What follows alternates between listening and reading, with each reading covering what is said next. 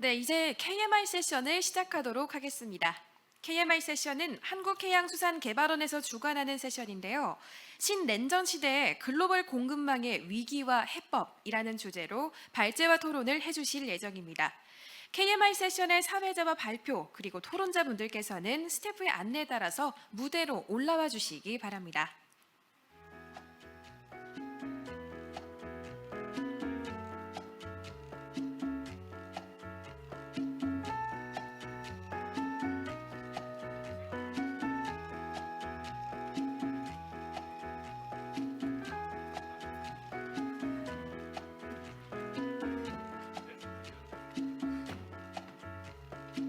네, KMI 세션의 사회는 김홍수 부산대 교수님께서 맡아주시겠습니다. 발제에는 이승주 중앙대 교수님, 세자르 디크리의 프랑스 국립과학연구센터 선임연구원님이 맡아주시겠습니다. 세자르 디크리의 선생님의 발제는 온라인으로 연결합니다. 간혹 끊김 현상이 생길 수도 있는데요. 진행이 매끄럽지 못할 수도 있다는 점 미리 양해 말씀드리겠습니다.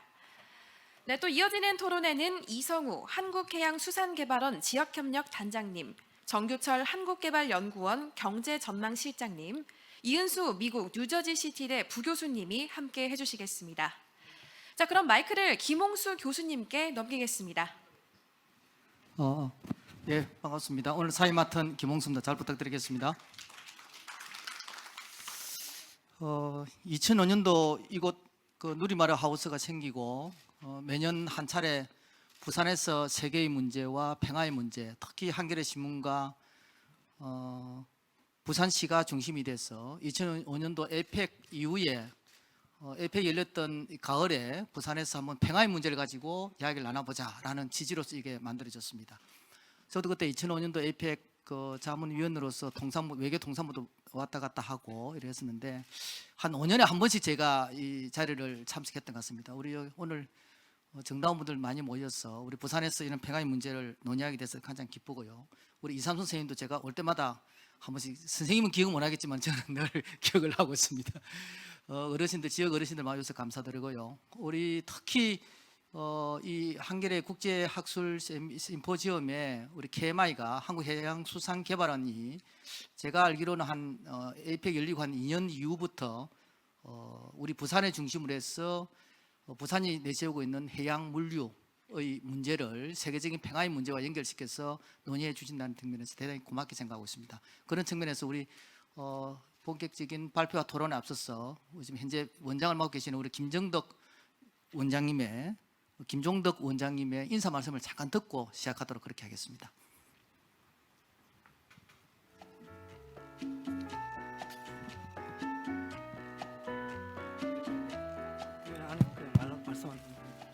네, 안녕하십니까. 지금 소개받은 한국해양수산개발원 김종덕 원장입니다.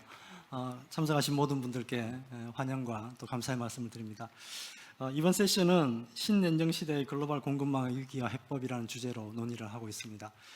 19세기 말 20세기 초부터 한반도는 대륙과 해양이 경계하는 그런 접점이었습니다.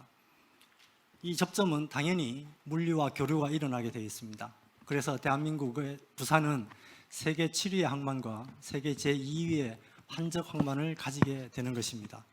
왜 공급망이냐? 이 물류에 대한 숙명을 가진 이 한반도에서 공급망의 변화는 단순히 경제적인 이슈뿐만 아니라 장기적으로 정치, 안보적인 이슈로 확대될 가능성이 굉장히 높은 그런 아젠다입니다. 오늘 이성수 교수님의 발표, 또 우리 네 분의 토론자를 모시고 이 부분에 대해서 과연 어떤 향후 물류망의 변화, 공급망의 변화가 영향을 미칠 수 있을지에 대한 논의를 하기로 되어 있습니다. 많이 경청해 주시고 또 좋은 질문, 또 좋은 토의가 있도록 도와주시기 바랍니다. 고맙습니다. 예, 감사합니다. 앞서 우리 박태균 교수님께서 진행을 하면서 우리 KMI 섹션이 상당히 기대된다. 본인들은 좀 추상적이지만 구체적이 나오지 않겠나라고 말씀을 해주시는데 오늘 우리가 발표해야 될 주제는 크게 두 가지입니다. 하나는 크게 보면 신냉전이라는 키워드 그리고 미중 경쟁, 패권 경쟁이라는 키워드 속에서 앞서 1섹션에서는 세계적인 미중 전략과 세계적인 나토 확장 국제 질서를 했다면, 이 섹션은 동아시아의 위기와 해법에 이야기를 했다면, 우리 다음 섹션이 한반도 어디로가 돼 있고, 내일 아침에는 한반도의 구체적인 평화를 어떻게 만들어낼 것인가를 본다면, 그 중간에 저희들이 지금 현재 문제가 되고 있는 신냉전 내지 미중 패권 시대에 있어서의 글로벌 공간망 그 위기와 해법을 갖다가 한편으로는 우리 그 이승주 교수님께서 국제 정치학적인 측면에 있어서 동북아 글로벌 공급망 관점의 위기와 대안에 대해서 말씀해 주시고, 다른 한편으로서는 세자르 디크리에라고 하는, 우리 이분은 한국에도 자주 오시고 우리 한국에서도 연구도 같이 많이 하는 걸로 이렇게 오늘 우리 이성우 실장님 통해 들었습니다. 이분은 부산을 중심으로 해서 부산의 항만과 미중 패권 내지 신냉전이 미치는 영향에 대해서 이렇게 발표를 두 개 듣고, 우리 세 분의 토론자에 대해서 듣겠습니다. 우리 오늘 먼저 그러면 우리 이승주 교수님을 소개하겠습니다. 우리 이승주 교수님은 구체적인 소개는 여기 여러분들이 알다시피 프로필이 많이 나와 있습니다. 그래서 쭉 하시고, 지금 현재 중앙대학교 국제정치학과 교수로 계시고 싱가포르 국립대에서도 교수님을 하셨습니다. 특히 외교부 정책자문위원으로 활동하시고 미중 경쟁과 디지털 글로벌 거버넌스라고 해서 이 분야에 있어서 상당히 오랫동안 연구하신 분입니다. 20분 동안 우리 발표를 듣고, 그리고 나중에 토론은 한 6분 정도를 해서 하고, 중간에 발표를 듣고 난 뒤에 토론하는 동안에 질문 있으신 분들은 종이에 써서 이렇게 전달해 주시면 마지막에 하고, 시간이 혹시 허락하면 정중에 계시는 분들도 한 2분 정도를 발제를 듣도록 토론에 참여하도록 그렇게 하겠습니다. 그러면 우리 먼저 이승주 교수님의 발표를 듣겠습니다. 네.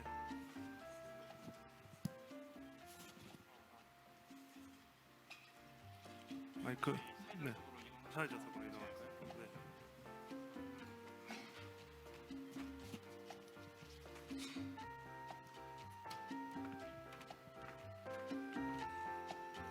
PPT는 없어요? 네. 잠시만요. 네.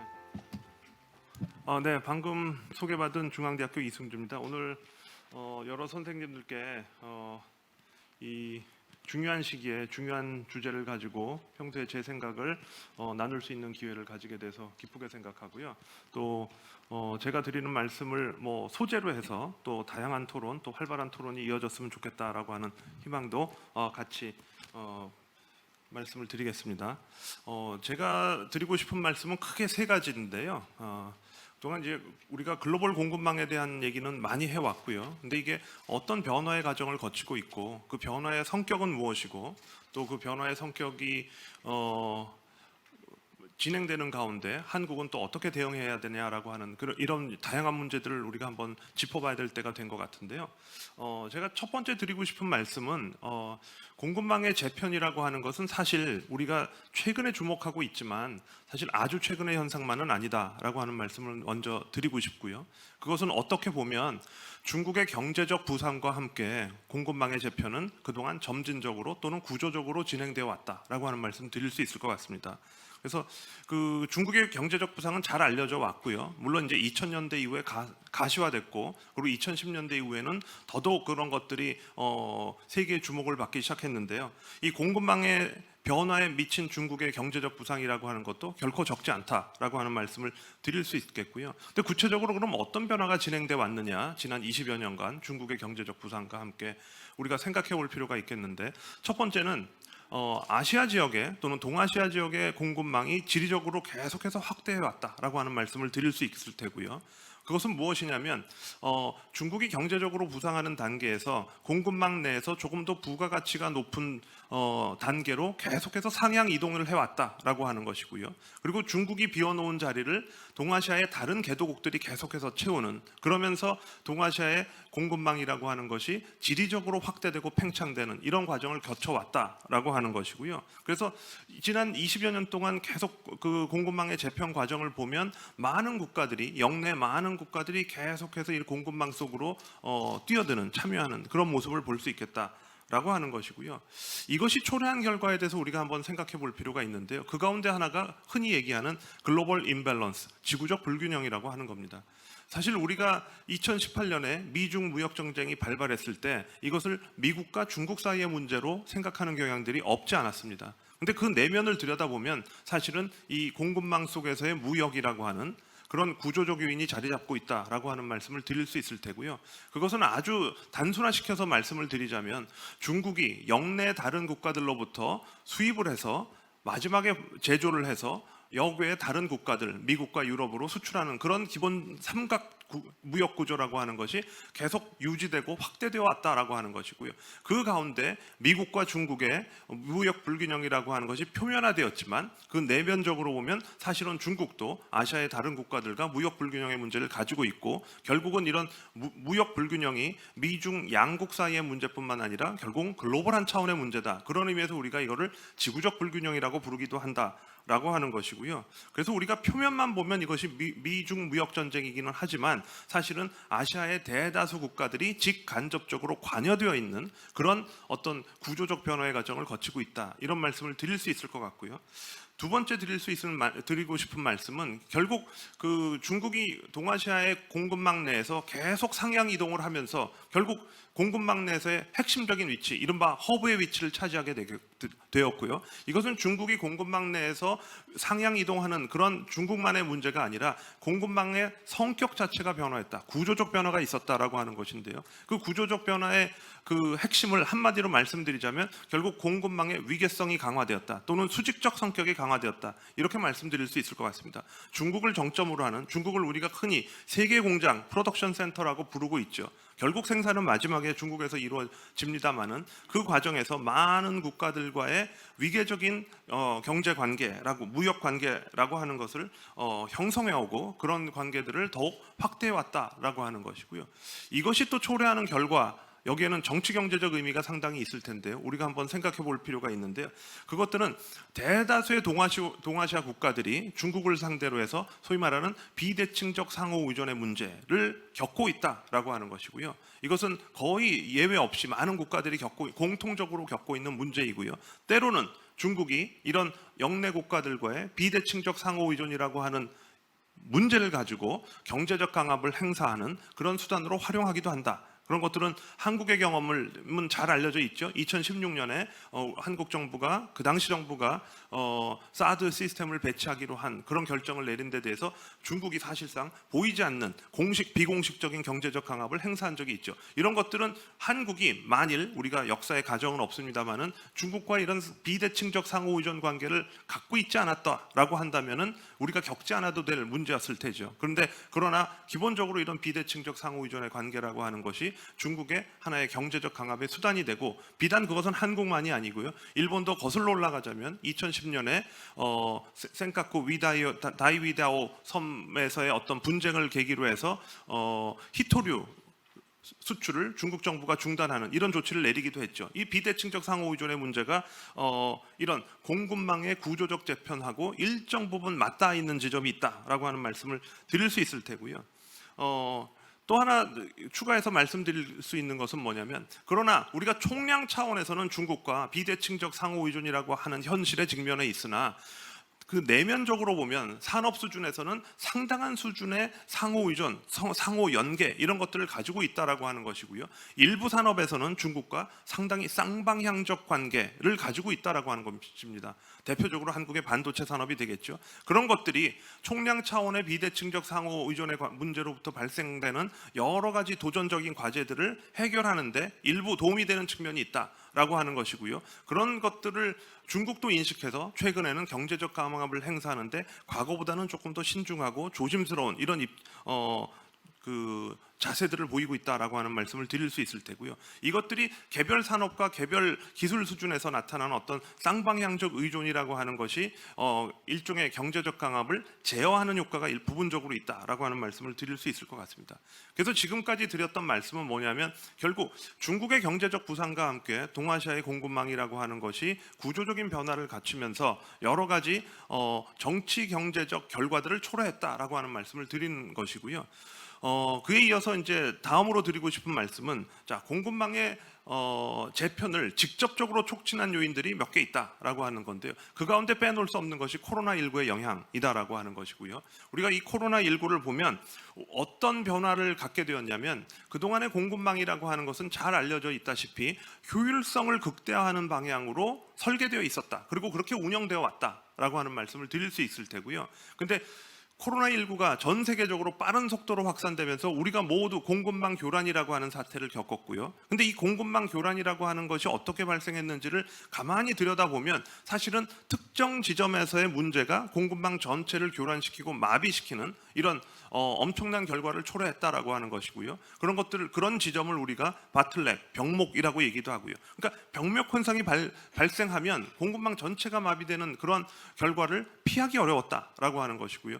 그런 것들이 결국 어떤 자각에 이르게 되었냐면 효율성 중심으로 설계하고 운영해왔던 공급망이라고 하는 것이 사실은 우리가 생각했던 것보다 훨씬 더 취약하구나라고 하는 인식을 공유하게 되었다라고 하는 겁니다. 그것은 국가 수준에서뿐만 아니라 일반 기업 또는 심지어는 개인 수준에서도 그런 그 인식을 공유하게 되었다라고 하는 것이고요. 그러니까 기업이나 국가나 저마다 나선 것이 공급망을 제표하는 과정에서 취약성을 어떻게 완화할 것인가의 문제로 좁혀지게 되었다라고 하는 말씀을 드릴 수 있을 테고요. 그러다 보니까 이미 잘 알려져 있다시피 많은 기업들이 또는 국가 전략 차원에서 많은 국가들이 공급망을 다변화하고 복원력을 강화하는 이런 방식으로 지금 공급망을 재편하는 그런 변화를 보이고 있다라고 하는 말씀을 드릴 수 있을 것 같습니다.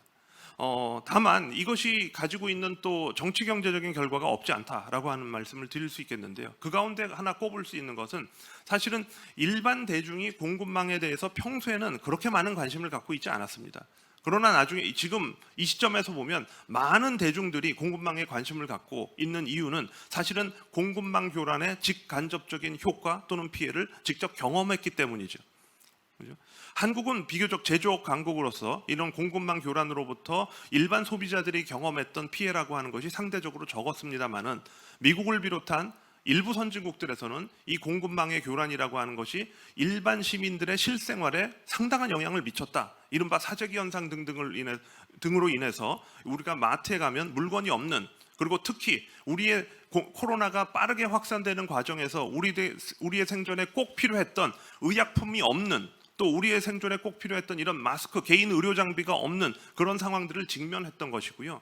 그러다 보니까 개인들도 공급망에 대해서 상당한 관심을 가지게 되고, 관심을 가질 뿐만 아니라 공급망이라고 하는 것의 취약성을 어떤 방식으로든 보완해야 되겠구나라고 하는 저변의 인식의 변화가 있었다라고 하는 것이고요. 이런 인식의 변화를 더 촉진한 요인 가운데 하나가 코로나19가 전 세계적으로 확산되던 초기에 중국 등등이 상당한 수준의 수출 제한 조치를 내린 겁니다. 특히 자국 우선주의의 한 전형이라고 얘기할 수 있을 텐데요.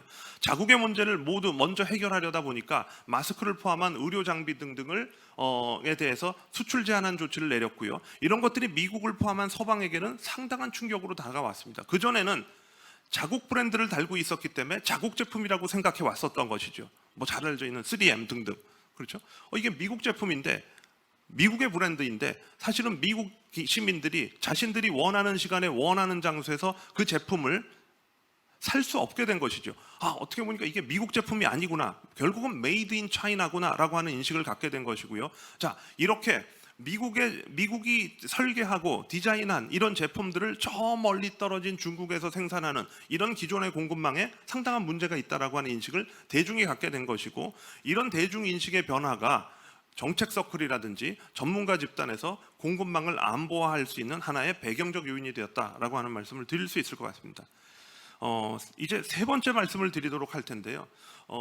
공급망의 재편이라고 하는 것과 미중 전략 경쟁 떼어놓을 수가 없다라고 하는 말씀을 드릴 수 있을 테고요. 지금 앞서 두 가지 변화와 못지않게 공급망 재편에 큰 영향을 미친 요인으로서 미중 전략 경쟁을 꼽을 수밖에 없다라고 하는 말씀을 드릴 수 있겠는데요.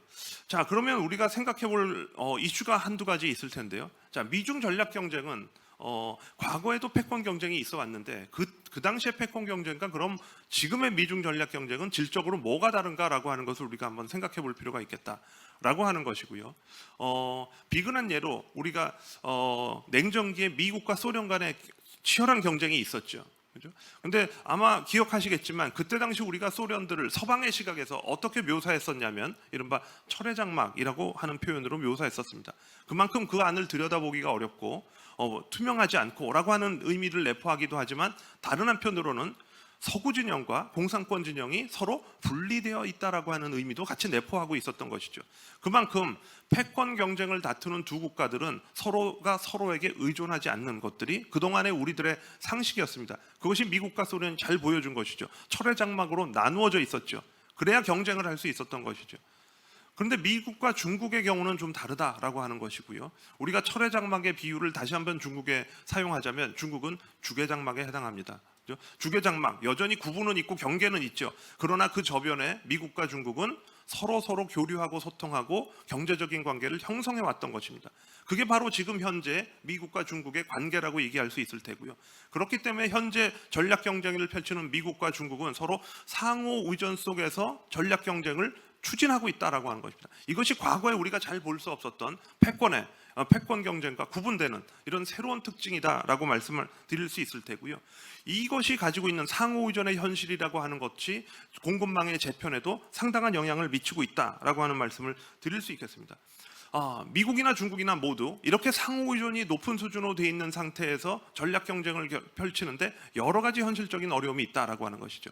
그러다 보니까 자신의 취약성을 우선 보완하자라고 하는데 초점이 맞춰져 있는 경우들이 있고요. 그게 앞서 말씀드렸던 공급망 재편에서 가장 중요한 이슈, 화두 가운데 하나인 공급망의 취약성을 완화하는 보건력의 강화와 맞닿아 있는 지점입니다. 전략 경쟁과 코로나19의 변화가 서로 맞물리면서 공급망이 안보화되는 과정을 거치게 되었다라고 하는 말씀을 드릴 수 있을 테고요.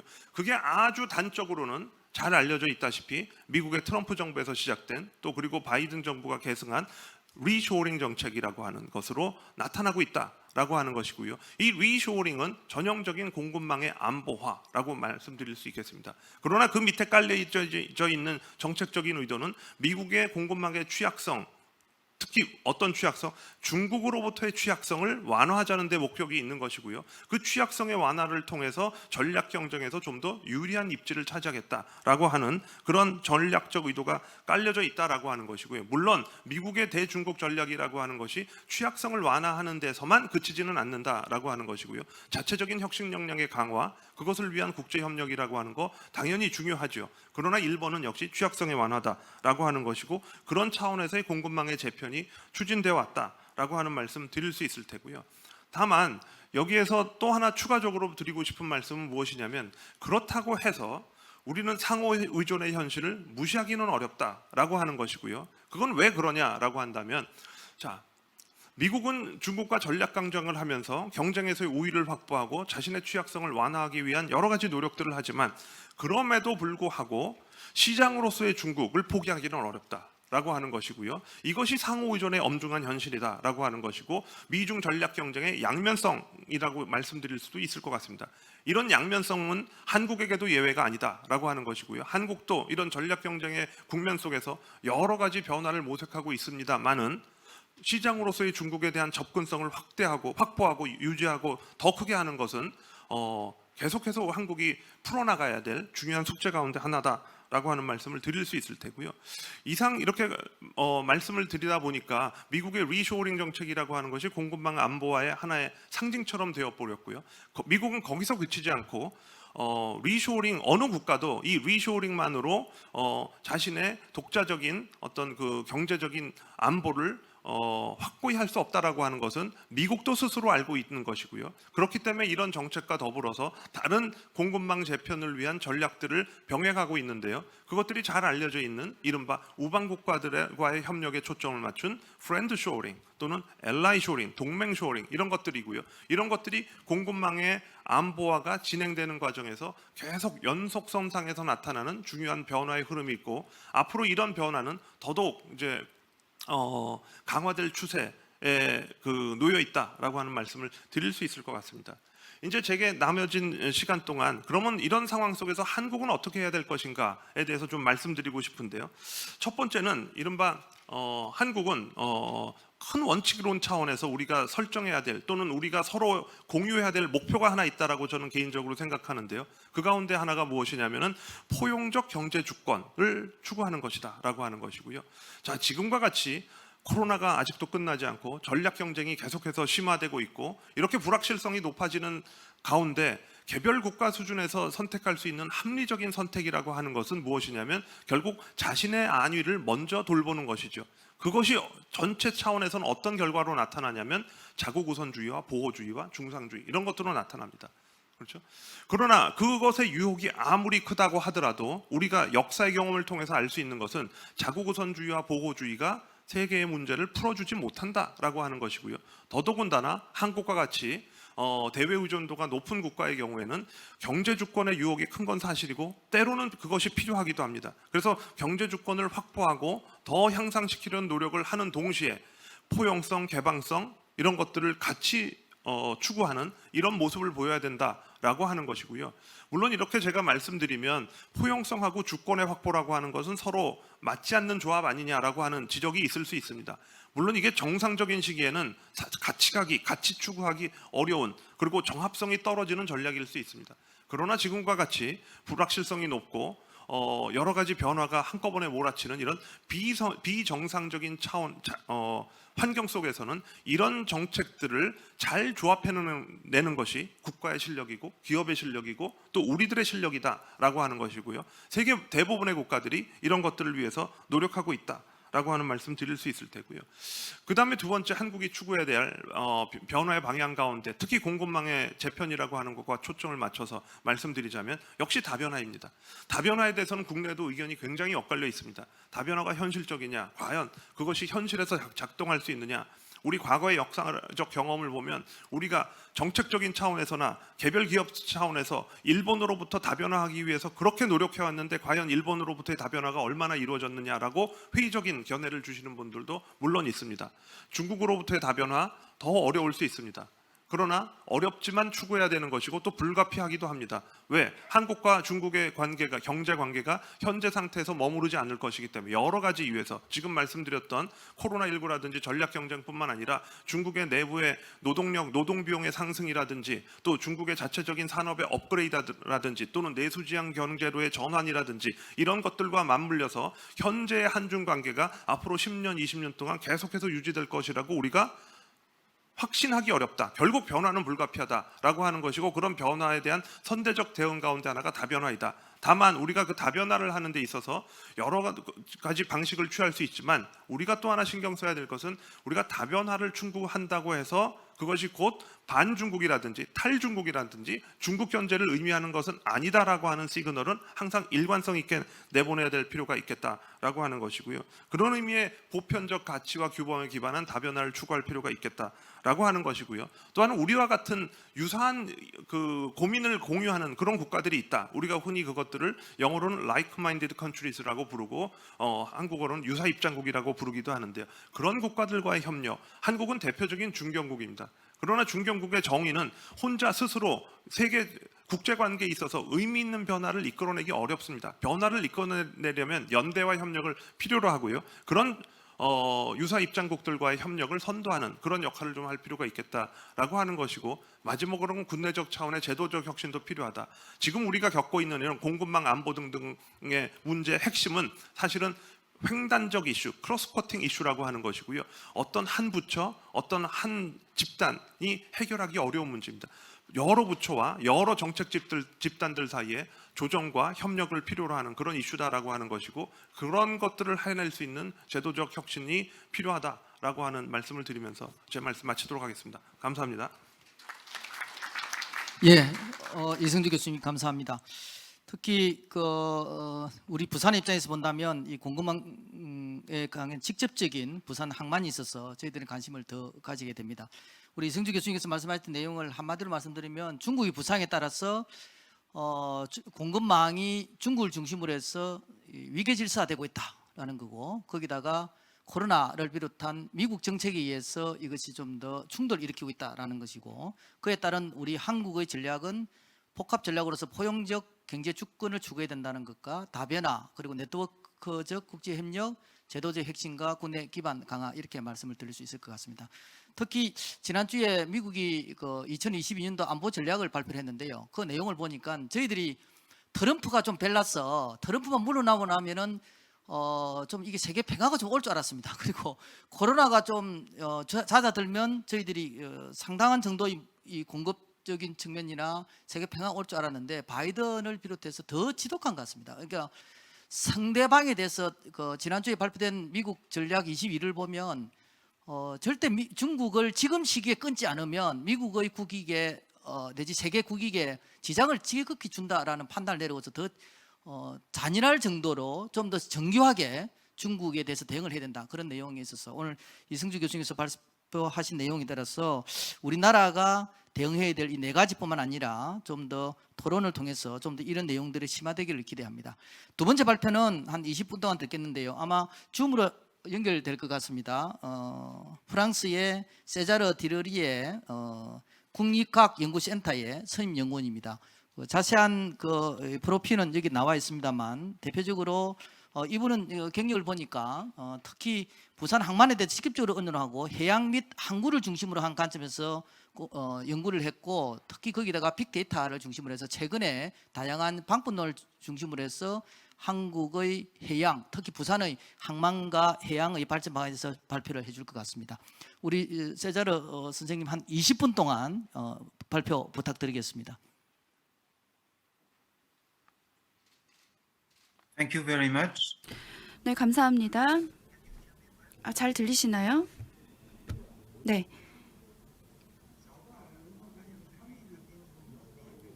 여러분들과 함께 하게 되어서 아주 기쁩니다. 그리고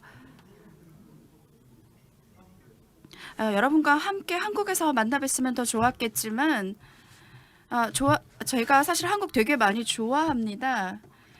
제가 한국에서 연구자로 근무를 한 적이 있습니다. 그리고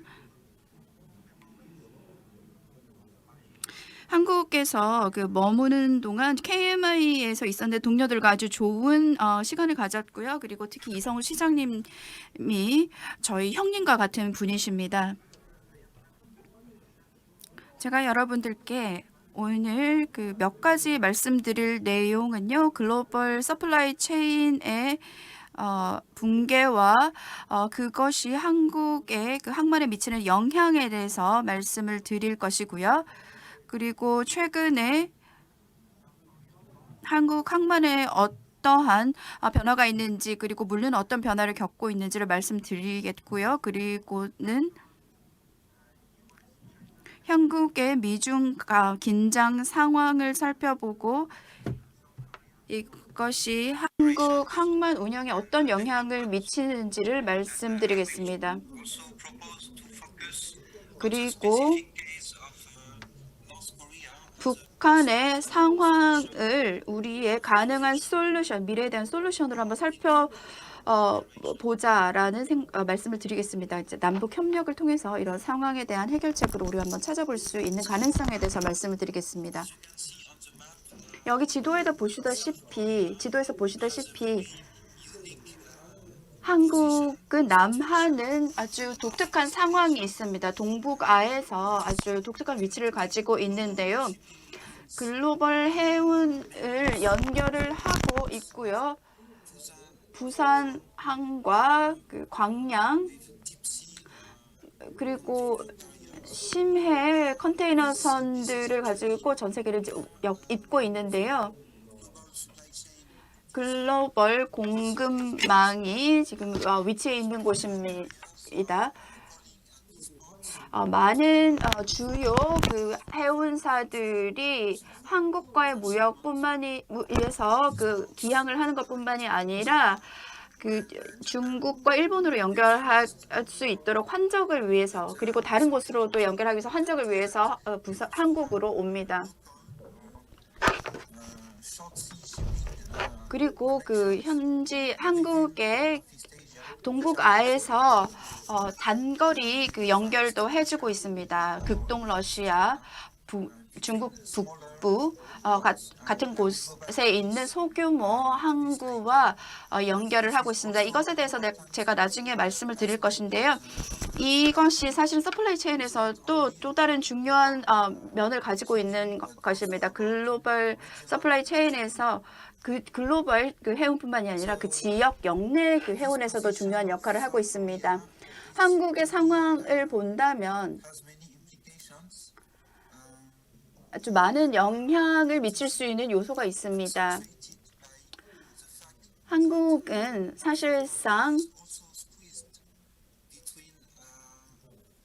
중국과 미국 사이에 끼어 있는 상황입니다. 아주 오랫동안 그런 상황이 지속되었죠. 예를 들어서 북한과의 평화협정은 미국과 서명을 해야 하고요. 그렇기 때문에 한반도의 평화를 구축하는 데 있어서는 어떤 제약 사항이 되고 있습니다. 지금 남한을 살펴보면 38선으로 분단되어 있기 때문에 대륙으로부터 지금 분리되어 있습니다. 그래서 한국의 항만들은 환적에 좀 더 집중하도록 되어 있었습니다. 그래서 이 기능들은 무역을 위한 것이지만 주로 그 국내 무역을 위한 것이었고요. 하지만 중국 무역까지도 이렇게 그 육로로 연결을 하기가 어렵습니다. 그리고 중국 항만의 경쟁도 거세어지고 있습니다. 상해 같은 경우는 점점 더 많은 국제 환적 물량을 부산으로부터 지금 뺏어가고 있습니다.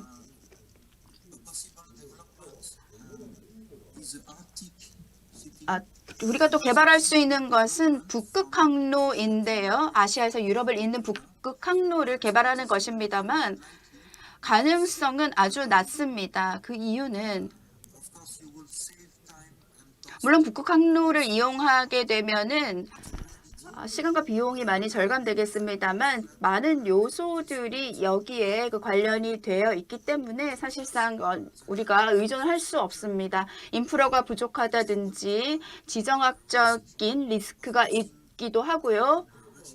그 러시아 수역을 지나는 데는 지정학적인 리스크가 있기도 합니다. 그리고 무역 재편에 대해서도 제가 대중무역 재편에 대해서도 제가 조금 이따 말씀을 드리겠습니다.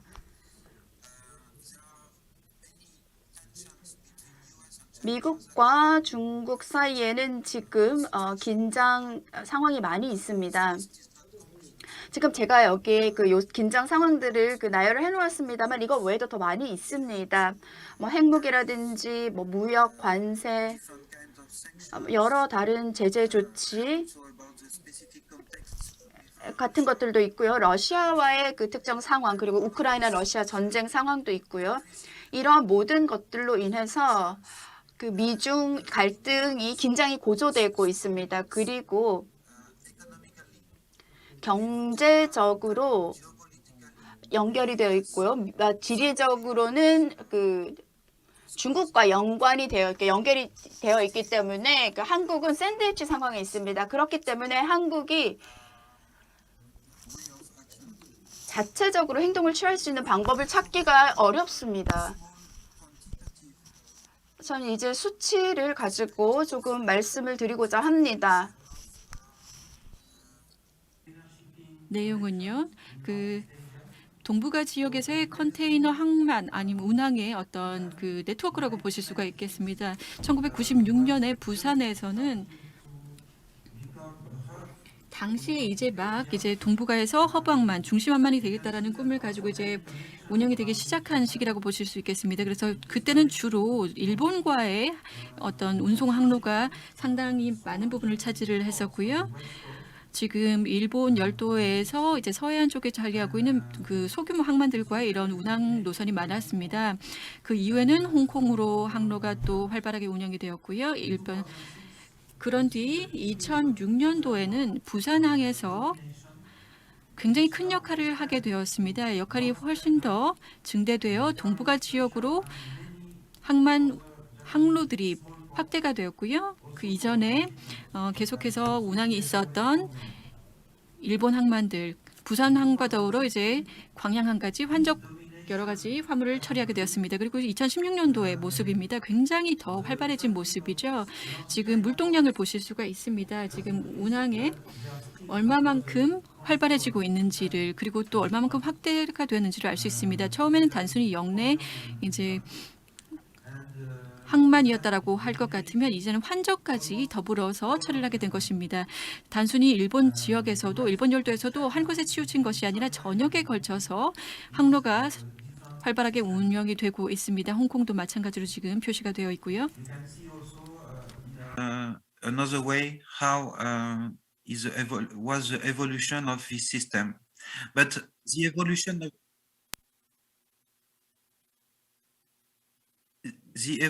of this system is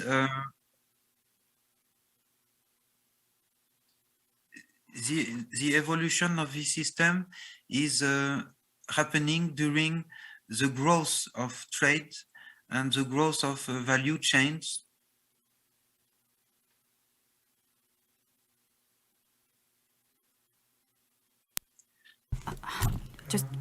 네, 이러한 그 성장은 중국 서플라이 체인의 그 성장과 더불어서 같이 일어났습니다. 우리가 컨테이너 해운뿐만 아니라 모든 종류의 해운을 다 포함을 한다면 리퀴드 벌크, 솔리드 벌크, 일반 화물까지 다 포함을 시킨다면 남북 해운을 본다면 이 상황도 상당히 많이 발전을 했습니다. 2000년대 후반까지 그런 일이 있었고요. 그리고 남북한 사이에 그 연결점이 아주 많아지는 것을 우리가 볼 수 있습니다. 여러 지점에서 연결이 되는 것을 볼 수 있습니다. 이것은 유엔이 대북한 제재를 취하기 전까지 있었습니다. 그래서 유엔에서 이런 제재의 결과로 남북 간의 연결을 끊었습니다. 가장 최근에 보시면 특히 연결이 많이 줄어든 것을 볼 수 있는데요. 대북 제재 조치로 인해 그러니까 석탄에 관한 대북 조치 때문입니다. 대북 제재 때문입니다. 북한의 그 해운 발전을 한번 살펴보면 2015년에 피크가 있는 것을 볼 수 있습니다. 이것은 석탄 무역과 관련이 되어 있습니다. 하지만 그 이후로는 거의 사라지다시피 했습니다.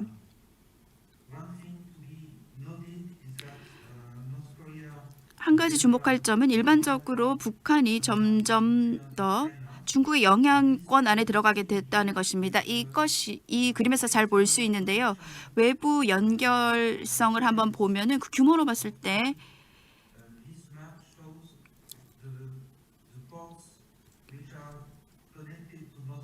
북한에 연결되어 있는 그 항만들인데요. 지난 10년 동안의 그 자료입니다. 북한의 그 선박들이 어떻게 어느 항만들을 잘 이용하고 있는지를 볼 수 있는데요. 많은 중국으로 주로 연결되어 있는 것을 우리가 볼 수 있습니다. 한국에 대한 중국의 영향은 아주 많이 알려져 있기 때문에 이것에 대해서 상세하게 말씀을 안 드려도 될 것 같습니다. 중국과 미국의 갈등이 발생하기 전에 많은 제조 기업들이 한국을 떠나서 중국으로 가서 값싼 노동력을 이용을 했습니다. 그리고 물류 비용도 낮고 그 토지 비용도 낮았기 때문에 중국으로 많이 이전을 했습니다. 그래서 한국에서 대중국 FDI가 많이 늘어났습니다. 주로 서해안을 따라서 있었습니다. 산둥 지방이라든지 그런 곳에 집중적으로 외국인 직접 투자가 한국에서 중국으로 하였습니다. 전체 그 한국 그 무역량에서 보면 중국 무역량이 조금 더 늘어난 것을 볼 수 있습니다. 이것이 반영된 것이 중국과 한국 간의 그 해운에서 잘 볼 수 있는데요. 부산은 글로벌 커넥션에서 더 많이 선호되는 그 항만입니다. 미국이라든지 유럽에 대해서는 선호하고 있고요. 인천, 평택, 군산 같은 대상 같은 경우에는 효율성이나 근접성 때문에 중국과의 무역에서 선호되는 노선입니다. 항구들입니다.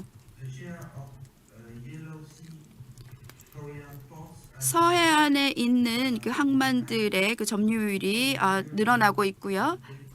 이 수치는 조금 더 업데이트돼야 되는 수치이기는 합니다.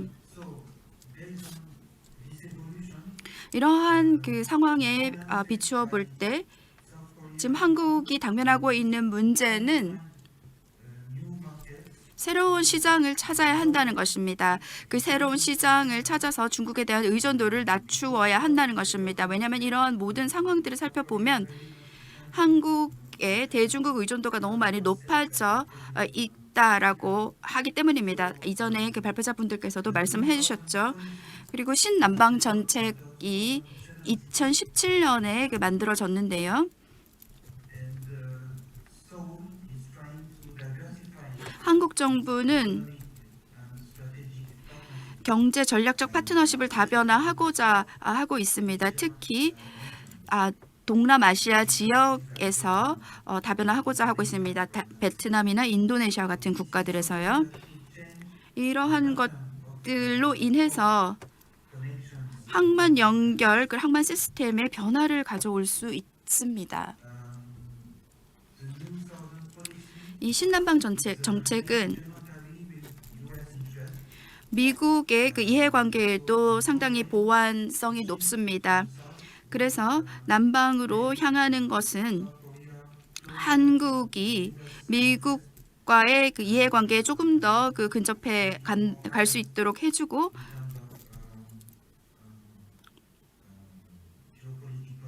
지정학적으로도 균형을 더 잘 맞추게 해줄 것입니다. 하지만 반도체 무역 같은 경우에 예를 들면은 이것은 대체 불가합니다.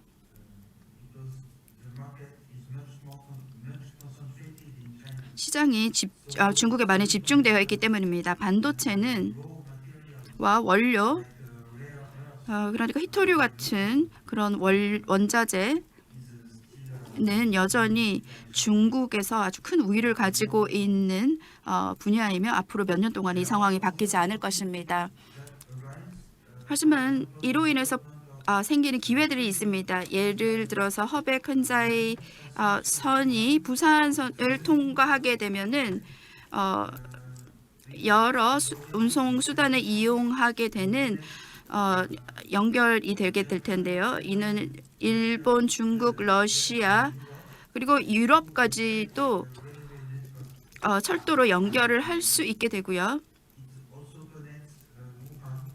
여긴 또 우한까지도 우한에서 일본까지 연결이 됩니다. 이것 상황이 되면 한국이 무역과 환적을 유럽과 더 많이 발달시킬 수 있는 기회가 될 것입니다. 그러면 앞으로는 어떻게 해야 할까요?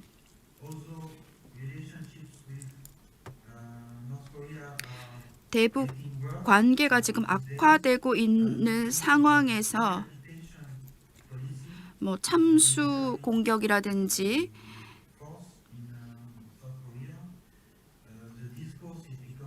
지금 저희가 상황이 좀 더 악화되고 있습니다. 하지만 일부 그 저널리스트들은 한국이 계속해서 북한과 협력을 해야 한다라고 하고 있습니다.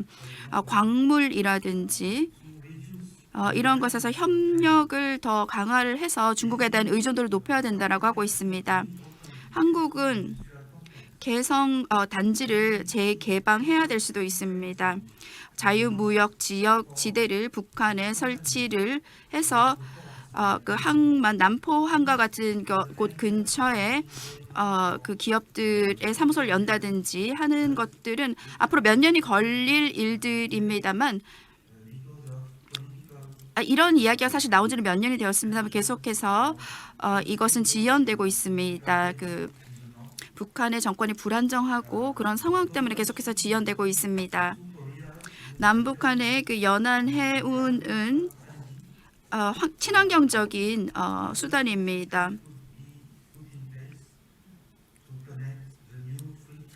허브앤포트 시스템이 새로운 그 자유무역 지구나 그런 곳에 설치가 될 수 있습니다. 이것으로 제 발표를 마치겠습니다. 전반적으로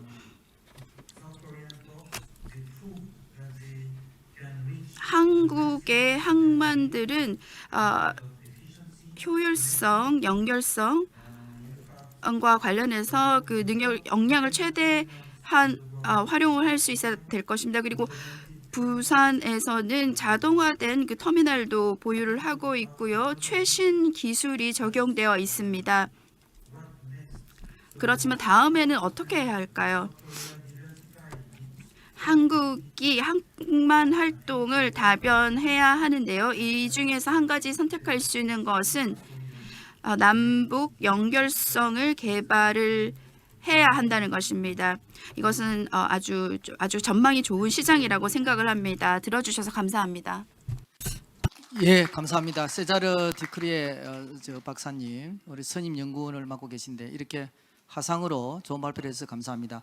특히 우리 인상 깊었던 것은 오히려 프랑스 연구자인데 제일 마지막에 한 3-4가지를 제안하고 있는 거죠. 첫 번째는 우리가 이곳 11월 달 하는 행사 때도 남북 관계가 좋을 때 한동에 건해서 북한과의 관계를 연계시켜서 부산을 비롯한 대한민국의 물류나 해양 발전을 도모해야 된다라고 했었는데 마지막에 디크리의 이 박사는 지금 현재 경직되어 있는 남북 관계도 불구하고 결국은 남북 관계 개선을 통해서 육로와 해양로 이 두 부분을 해양 물류와 육로 물류를 갖다가 남북 관계 개선을 통해서 해야 된다라는 것을 말씀을 해주셨고 또한 우리 이승주 교수님과 똑같이 해양 다변화 내지 다양화를 통해서 중국과의 의존도를 낮추는 방향을 해야 되는데 그 중에 하나가 신남방 정책을 통한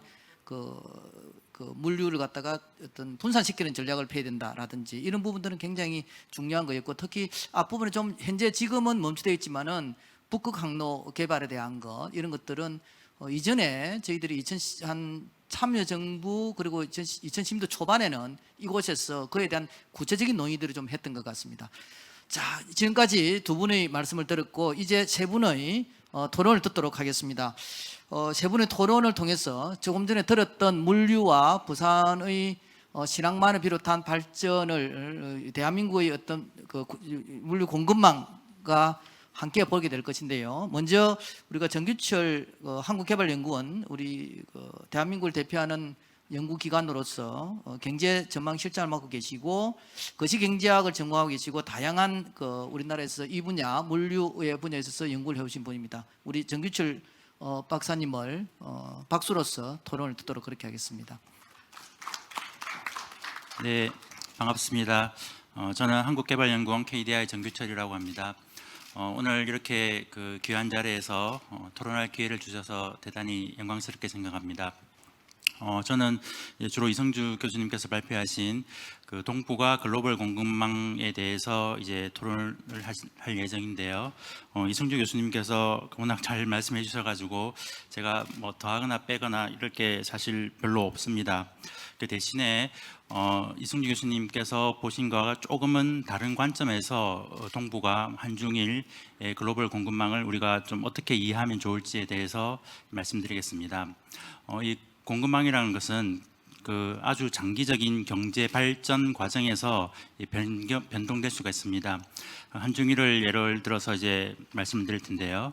우리가 90년대를 생각해 보면 그 당시 일본은 세계 무역에서 상당한 위치를 점하고 있었고 기술도 상당히 높은 수준이었습니다.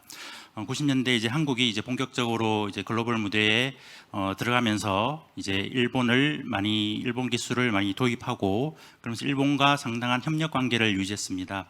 그렇지만 이제 시일이 지나고 한국 경제 발전하면서 2000년대 들어오면서는 일본과의 협력보다는 일본과의 경쟁 관계로 이제 변하게 됩니다. 중국을 보면 이제 2000년도에 이제 아까 말씀하셨듯이 분상을 하고 WTO에 가입하고 글로벌 무역에 많이 진입하게 됩니다. 그 당시는 이제 마찬가지로 과거 90년대에 한국과 일본이 협력했던 방식과 비슷하게 중국과 한국이 이제 협력을 합니다. 한국이 좀 기술 수준에서는 중국보다 높았고 대신에 중국은 이제 임금 수준이 낮았기 때문에 한국이 중간재를 공급하고 중국이 가공을 해서 되파는 이런 무역 관계가 있었습니다. 그렇지만 이것을 조금 더 생각을 해보면 중국 경제도 결국은 이제 발전하게 되어 있습니다. 한국이 이제 90년대에 일본을 따라하면서 그 무역 구조 자체가 이제 일본과 상당히 유사해졌습니다. 그 말은 우리가 좀 쉽게 따라할 수 있는 부분을 따라한 것이고 시일이 지나면 그 부분은 또 후발국이 한국을 쉽게 따라할 수 있기 때문에 경쟁력을 유지하기가 쉽지 않습니다. 그래서 2010년대로 들어오면 이제 한국과 중국의 그런 협력 관계가 더 이상 유효하기는 어려워집니다. 왜냐하면 중국도 이제 발전하고 기술 수준이 올라오기 때문입니다. 그래서 2010년대에는 예전에 했던 그런 가공무역을 통한 협력보다는 중간재 시장에서 중국과 한국은 주로 경쟁을 하는 그런 관계로 이제 바뀝니다. 물론 부분적으로는 이제 협력하는 상황도 있을 것이고요. 한국의 그 자연스러운 전략은 이 중국 이외의 다른 임금이 수준이 낮은 국가를 찾는 것이고, 그것이 아마 그 베트남, 동남아시아 이렇게 글로벌 공급망이 계속 바뀌게 되는 그런 과정이 있습니다. 그리고 중국이 그러니까 지금은 한국이 중국에 중간재를 수출하고 중국도 한국에 중간재를 수출하고, 그러니까 중간재 시장에서 많이 경쟁을 하고 있는데, 그 말은 이제 동남아시아 시장에서도 베트남 시장에서도 중간재 시장에서 한국과 중국이 이렇게 경쟁을 하는 그런 상황이 있습니다. 그래서 한국과 중국과 일본이 한때는 그런 협력 관계를 그 공급망의 협력 관계를 많이 유지했지만 결국에는 그 협력 관계는 상당히 유지되기는 어렵고 이제 대부분 경쟁 관계가 많이 남아 있습니다. 이것이 이제 생산 단계에서 그 공급망이고요. 대신 그 중국 경제가 뭐 계속 커지다 보니까 최종 수요 시장으로서의 중국은 뭐 여전히 중요할 것입니다. 최종 수요라고 하면 뭐 중국의 최종 소비, 최종 투자일 것인데 아마 그 부분은 계속 그 교역이 확대될 수 있을 것입니다. 그다음에 대응 방안을 말씀을 드리면, 사실 저도 이성주 교수님 말씀하신 거랑 되게 많이 공감을 하고, 그리고 이제 공급망 안정을 위한 다변화 추구, 그와 함께 개방성을 추구하는 것도 이제 역시 중요하다고 생각합니다. 물론 최근에 이제 보호무역주의가 워낙 좀 많이 대두다 보니까 이제 개방성에 대한 좀 비판도 많이 있는데요. 역사적으로 보면 이제 개방성을 추구했던 국가들이 더 빠르게 발전하고 소득 수준도 뭐 상당히 뭐 높은 그런 것들을 이제 보아왔습니다. 그 이유는 개방을 하면 경쟁이 더 촉진되고, 이 경쟁은 기술 수준을 개발할 유인을 제공하기 때문입니다. 그리고 뭐 보호무역주의의 이점도 있겠지만 여전히 경제학적으로 봤을 때 자유무역주의의 편익은 여전히 유효하고, 그리고 보호무역주의가 그런 앞서 말씀드렸던 그런 기술 개발을 오히려 저해하기 때문에 결국에 자국에도 그렇게 유리하지 않는 그런 방향으로 될 거라고 저는 생각을 하고 있습니다. 그리고 최근에 리쇼어링에 대한 많은 논의가 있고 그걸 많이 지원하자는 얘기도 있습니다만, 사실 리쇼어링이 그렇게 성공한 사례가 많지는 않습니다. 생각을 해보면 가장 큰 이유는 리쇼어링한 기업들의 경쟁력이 그렇게 좋지 않았기 때문입니다. 그래서 무조건 리쇼어링만이 답은 아닌 것 같고요. 그리고 공급망 다변화의 입장에서도 리쇼어링이 반드시 바람직한 것은 아닙니다. 다변화해야지 그것을 꼭 국내에 둘 필요는 없을 것이고요. 제가 여기서 나와 있습니다만, 예를 들어서 지난번에 태풍이 왔을 때 이제 포스코가 이제 좀 어려웠고 뭐 철강 생산이 차질이 있었던데, 그것이 이제 국내에 있다고 해서 우리 국내 기업들이 안전한 것은 아니고, 우리가 어떤 기업이 포스코에 절대적으로 자재를 의존했더라면 마찬가지로 국내 기업이지만 중간재 조달에 어려움이 있었을 거라고 생각합니다. 그리고 이제 마지막으로 이제 한 가지만 좀 덧붙이면, 지금 미중 분쟁, 러시아 이렇게 워낙 갈등이 상당히 첨예한데요.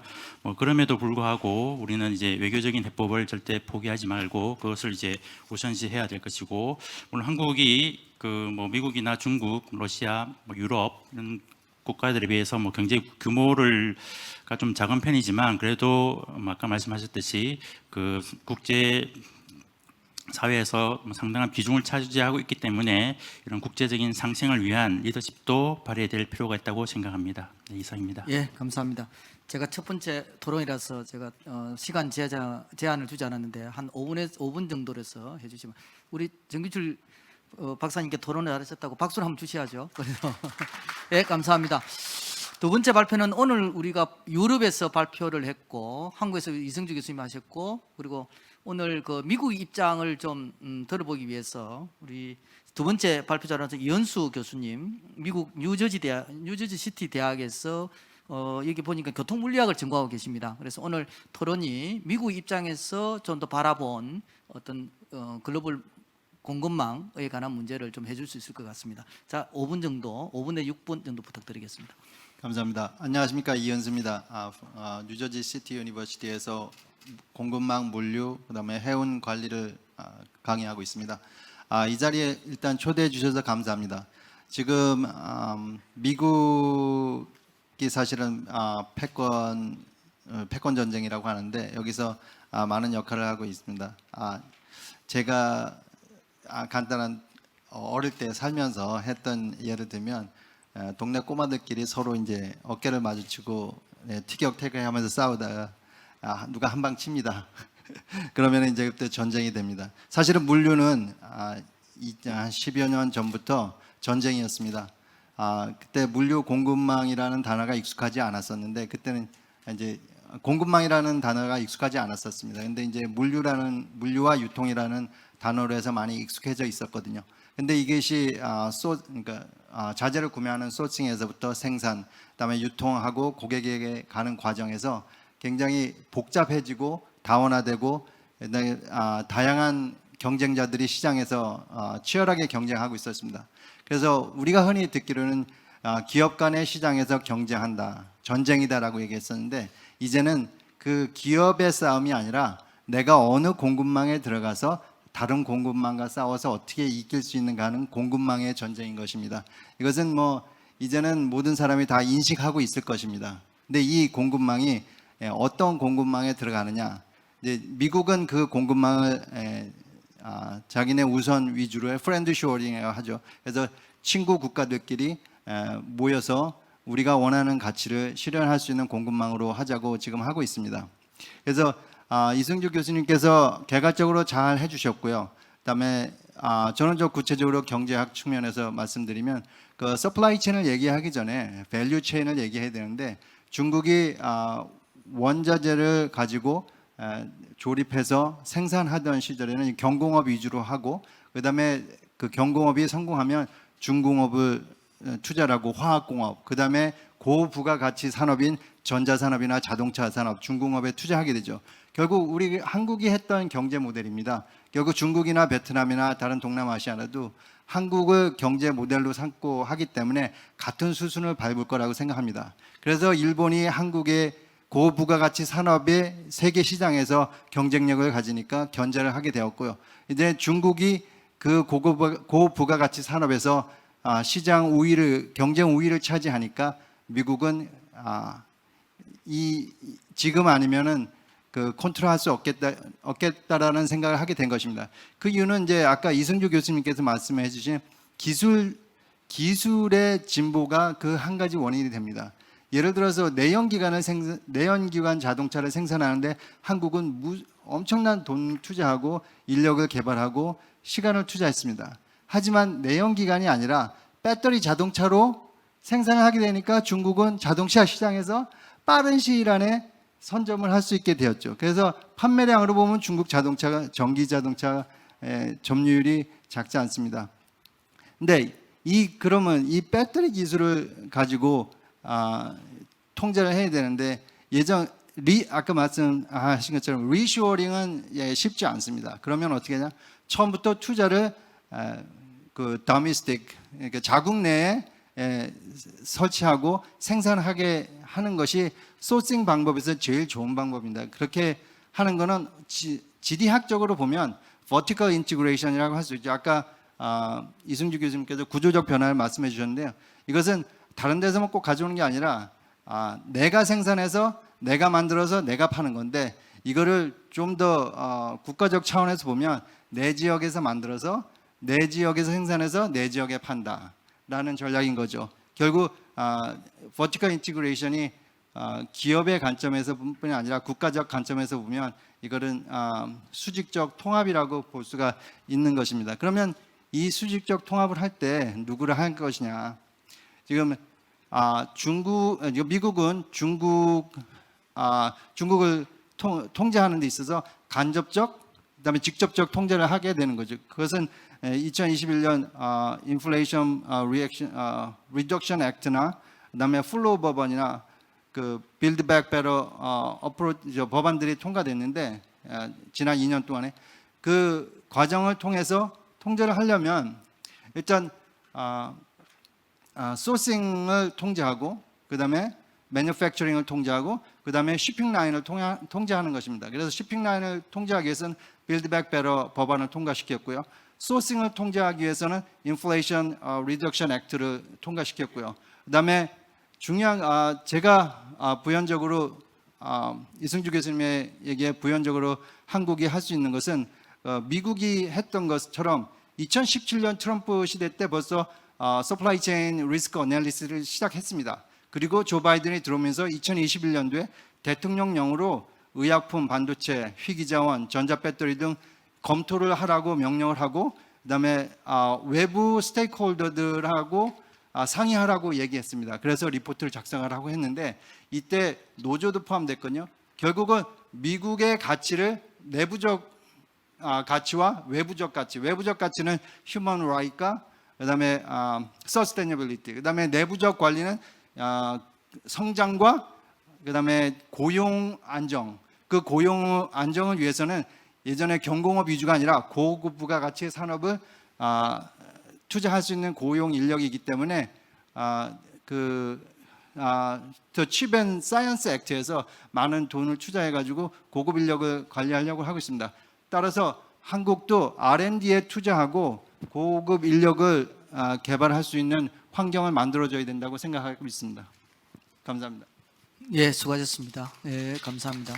우리 그 이현수 교수님께서는 질문보다는 지금 현재 글로벌 공급망에 따른 우리가 어떻게 대응해야 되는에 대한 추가 말씀을 해주신 것 같습니다. 다음은 우리 오늘 이 행사를 주관해준 한국해양개발원의 이승우 실장님을 소개해드리겠습니다. 아마 이 섹션의 전체적인 설계를 아마 이승우 실장님께서 하신 것 같은데 전공은 해운 항만 물류고 특히 부산에서 이전에 들어보니 한 9년 동안 우리 부산 생활을 하신 것 같아요. 그래서 부산도 잘 알고 대한민국도 알고 그리고 물류 체계도 아시는 것 같아서 특히 오늘 마지막 우리들이 20분까지 마쳐야 되기 때문에 한 3분에서 4분 정도 좀 더 압축해서 토론을 해주시고 프로에 계시는 분들은 혹시 있으면 손을 들어주시면 나중에 그 운행 진행 요원들이 가서 설문지를 통해서 우리 그 마지막에 발표자 두 분한테 할 때 같이 제가 읽어드리면서 발표를 듣도록 그렇게 하겠습니다. 자, 우리 이승우 실장님, 지역협력 단장님 발표를 듣도록 하겠습니다. 네, 감사합니다.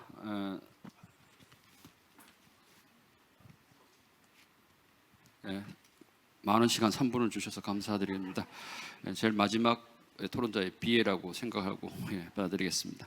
제가 사실은 이 세션을 좀 디자인을 했습니다. 왜냐하면 항상 이 정치 외교적인 부분에서 글로벌 공급망을 다루다 보면 실제 진짜 공급망이 있는 이 물류 쪽에서 소외되고 연결이 안 된다는 생각이 들어서 이 양쪽에 있는 분들을 모시고 이야기를 들어보자고 했습니다. 뭐 잘 아시겠습니다만 앞에 이성주 교수님 그리고 또 우리 세자르 박사께서 이야기해 주신 내용은 제가 동감을 하고 있고요.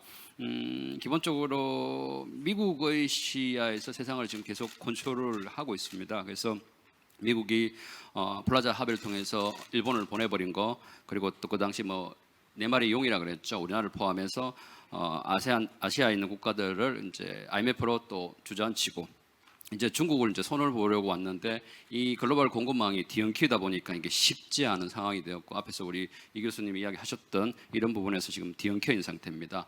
그리고 이제 우리가 다변화 이야기하면서 대안으로 이제 아세안을 이야기를 하고 있는데 과연 또 이 아세안이 미국이 생각하는 만큼 말을 들어줄지 이런 부분도 지금 많은 숙제로 지금 남아 있습니다.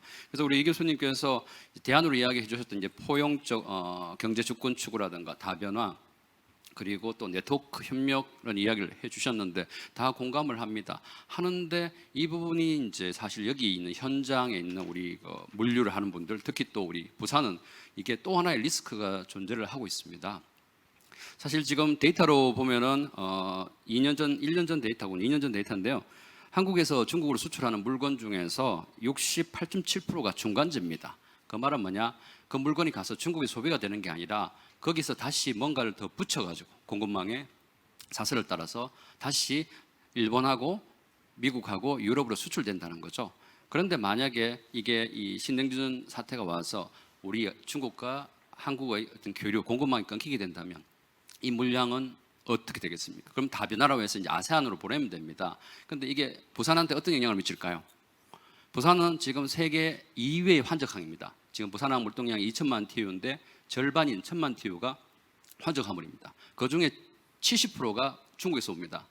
여기에 상당 부분의 물량이 사라지게 되는 거죠. 다변화라고 해서 그럼 아세안으로 가면 부산을 오면 되지 않냐 그러지만은 아세안으로 가면은 싱가포르나 홍콩항에서 다 환적을 해버리지 굳이 부산으로 올 수가 없다는 겁니다. 지금 이 부분은 우리 앞에 놓여진 지금 직면한 상황인데 사실은 이 글로벌 공급망 이야기를 하면서 이 디스크에서는 이야기를 안 하고 뭘 하냐면 계속 부산항을 더 만들거나 진해 신항을 더 만들어 나가는 데만 우리가 지금 노력을 기울이고 있습니다. 이게 잘못됐다는 거죠. 그래서 저는 만드는 게 문제가 아니라 이 문제를 우리 지금 빨리 인식을 하고 어떠한 대응을 해야 되는지를 좀 고민을 해야 되고요. 여기에 제가 시간이 많이 없어서 더 말씀을 못 드리겠습니다만 우리 교수님 말씀을 다 동의를 하면서 한 3가지 정도의 제언을 좀 붙이고자 합니다. 첫 번째는 이게 물류 거버넌스가 지금 좀 문제가 있습니다. 지금 물류를 하고 있는데 우리나라의 99.7%를 물류를 하고 있는 바다가 해양수산부에서 담당하고 있습니다만 0.3%를 하고 있는 국토부가 이제 물류의 주무 부처입니다. 그렇다고 국토부와 해수부만 이렇게 건드리면 되는 게 아니라 농림부, 산업부 그리고 관세청이 붙어 있는 기재부까지도 물류 거버넌스가 분산돼 있어요. 어디서 문제가 생겨도 이게 제대로 정리가 안 됩니다. 이게 첫 번째 문제고요. 두 번째는 공급망 거버넌스도 문제입니다. 공급망 문제 생기면 누가 나서냐면 외교부 통상교섭본부장이 났습니다. 근데 그분은 물류를 몰라요. 그러니까 이거 뭐 갑자기 계란이 없다, 요소수가 없다 그러니까 국토부 장관을 부르는데 사실은 해수부가 더 메인이거든요. 또 해수부 부르고 나면 또 비행기로 싣고 올라가면 또 국토부를 불러야 됩니다. 이런 글로벌 공급망의 거버넌스도 지금 문제가 있습니다. 그리고 마지막으로 말씀드릴 거는 아까 항만이 스스로 경쟁력을 가지려면 여기에 디지털화라든가 4차 산업기술이 빨리 도입이 되는데 우리는 지금 과거에 계시는 분들이 미래에 올 기술들을 지금 계속 막고 있습니다. 그래서 지금 부산 신항 같은 경우에는 자동화 기술이 있음에도 불구하고 사실은 노조나 기존에 있던 중앙 정권의 공사들이나 기득권 체계들이 계속 자기들 바뀌라고 이야기는 좀 표현이 그렇습니다. 왜냐하면 그분들도 먹고 살아야 되니까. 그런데 이게 기술을 빨리 진척을 시키는데 계속 막고 있습니다. 그럼 뭐가 되냐면 효율성이 떨어지고 이 효율성이 떨어지면은 결국은 속도가 늦어지니까 부산항 갈 필요 없어. 그냥 더 빠른 항만으로 갈 거야. 이런 식의 연결고리가 붙어 있습니다. 그래서 요 3가지 물류 거버넌스, 공급망 거버넌스 그리고 또 미래와 과거가 좀 합의를 해서 빠른 속도의 부산항의 어떤 리스크를 좀 맞추어 가는 거를 저는 좀 제언을 드리면서 이미 2분 더 지났습니다만 제 토론을 마치겠습니다. 감사합니다. 예, 감사합니다.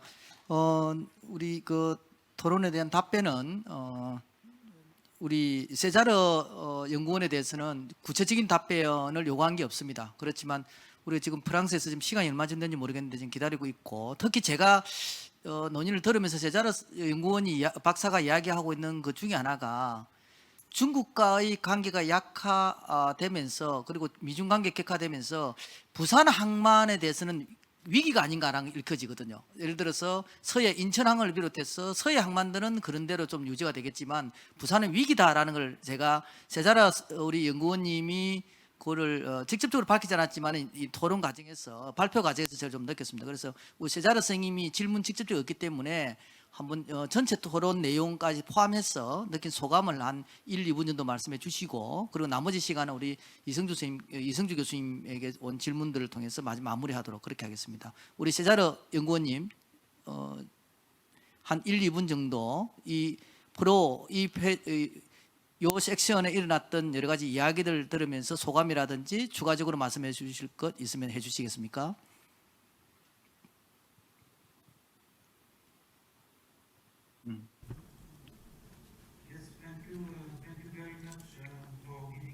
네, 저에게 또 한 번 말씀드릴 수 있는 기회를 주셔서 감사드립니다.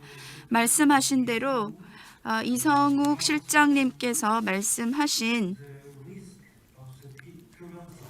지금 현재 상황이 가지고 있는 리스크에 대해서 동감을 하는 바입니다. 부산항이 일부 환적 활동이 줄어들 수 있다라는 점에 우려를 표하셨는데요. 중국에 많이 뺏길 수 있다라고 말씀을 하신 것 같습니다. 저도 동의를 합니다. 모두 다 아시겠지만 한국은 환적이 상당히 그 항만 활동이 많이 환적에 집중이 되어 있습니다.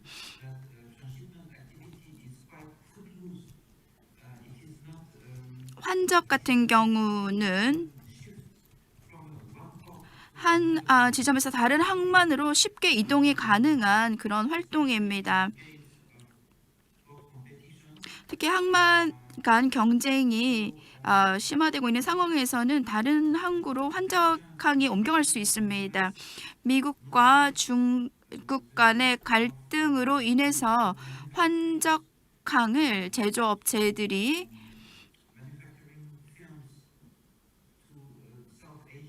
동남아나 남아시아로 옮길 수 있다고 생각을 합니다. 커머디티 체인 같은 경우 밸류 체인도 그 변화하였습니다.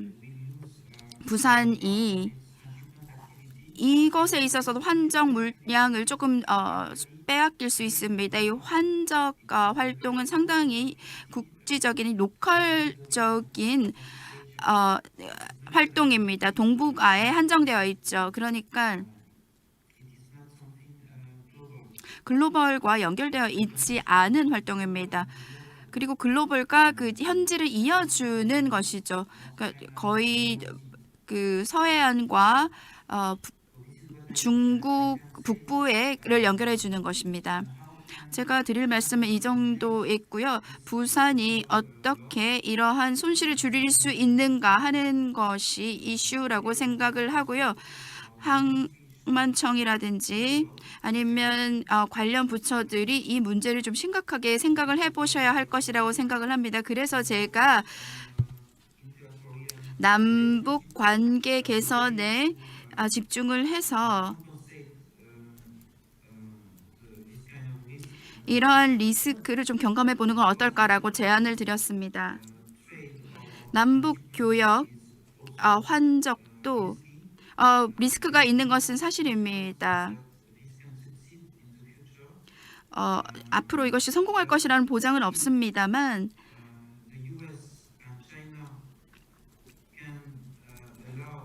미국과 중국이 남북이 협력할 수 있도록 평화적으로 협력할 수 있도록 해준다면 이런 가능성은 충분히 열려 있다고 생각합니다. 감사합니다. 네, 감사합니다.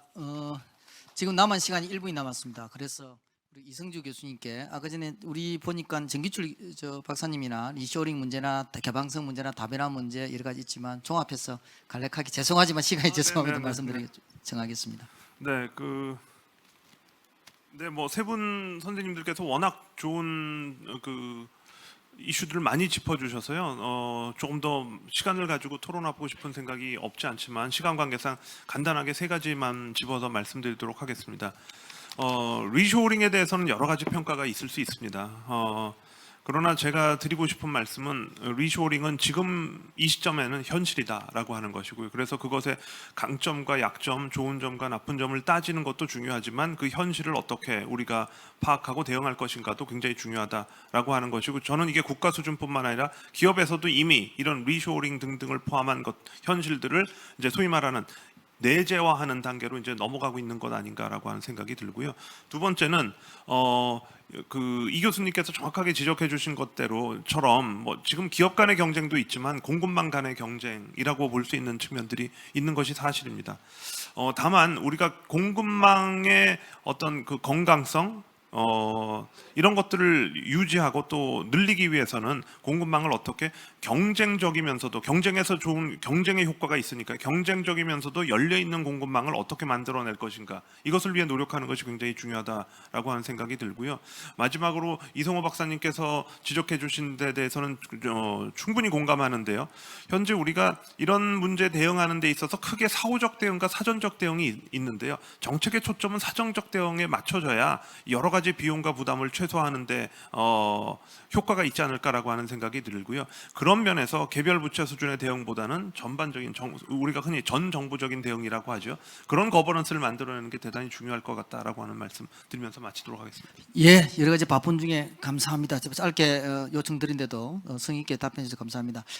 두 분의 발표와 세 분의 토론 그리고 무엇보다도 오늘 마지막까지 청중들에게 감사를 드립니다. 특히 제가 세자르 그 연구원의 말을 끊지 않았던 거는 그 프랑스에서 마지막까지 남북 관계가 개선돼야 된다고 그 현실성은 부족하지만 해야 된다는 말이 맴돌고요. 특히 우리 이성주 교수님은 마지막에 말씀하셨던 우리가 선제 대응을 해야 된다는 부분에 대해서는 상당히 우리가 좀 유념해야 되지 않겠나 생각합니다. 한 1분 43초 정도 늦어졌는데요. 죄송하고 휴식 취하고 다음 섹션에서도 적극적인 참여를 부탁드리겠습니다. 이것으로 우리 KMI 섹션을 마치도록 하겠습니다. 감사합니다.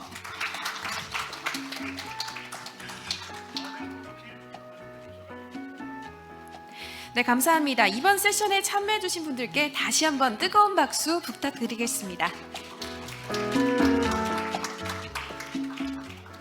네, 그럼 앞서 말씀하신 것처럼 지금부터 약 10분 동안 저희가 짧은 휴식 시간을 갖도록 할 텐데요. 무대 뒤쪽 테라스에 보시면은 커피와 물이 준비되어 있습니다. 마음껏 즐겨주시고요. 네, 예쁜 경치 보시면서 10분 동안 휴식 가진 후에 다시 뵙도록 하겠습니다. 다시 한번 안내 말씀드리겠습니다. 지금부터 약 10분간 휴식 시간 갖도록 하겠습니다. 고맙습니다.